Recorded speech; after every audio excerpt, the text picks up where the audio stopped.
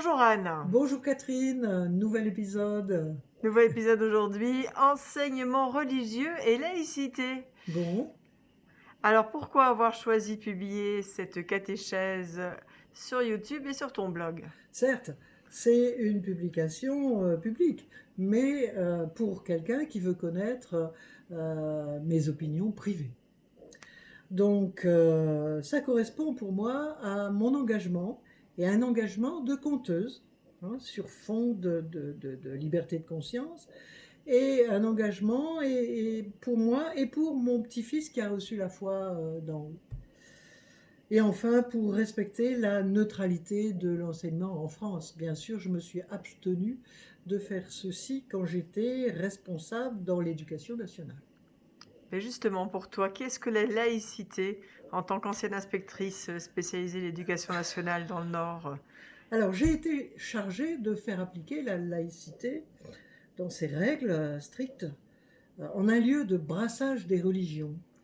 Dans le Valenciennois, le Denésy, qui connaît toujours une double crise sidérurgique et minière.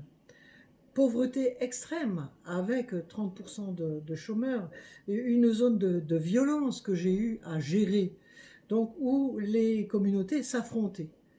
Donc il y manque dans ces zones-là l'apprentissage de la liberté de conscience. Je l'ai constaté pendant 15 ans. Voilà pourquoi je, je m'inscris sur mon blog.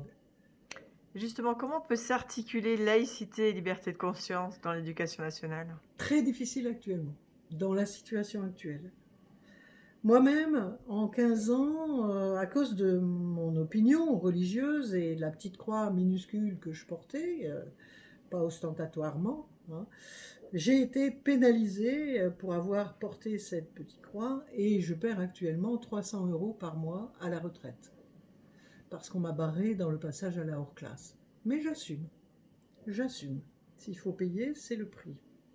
C'est possible à condition qu'on mette en place dans l'éducation nationale une formation au respect des croyances, comme dans tout pays laïque.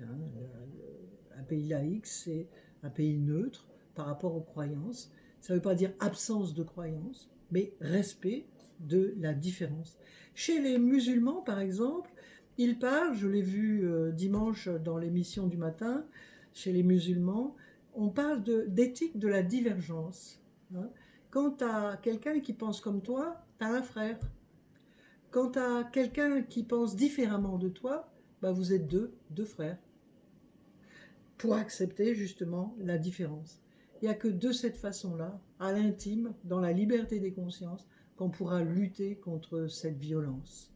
Ce n'est pas dans la suppression des religions, mais dans le respect des religions différentes. Et le respect, la neutralité et la paix, ça s'apprend à l'école. Tout à fait. Merci beaucoup Anne.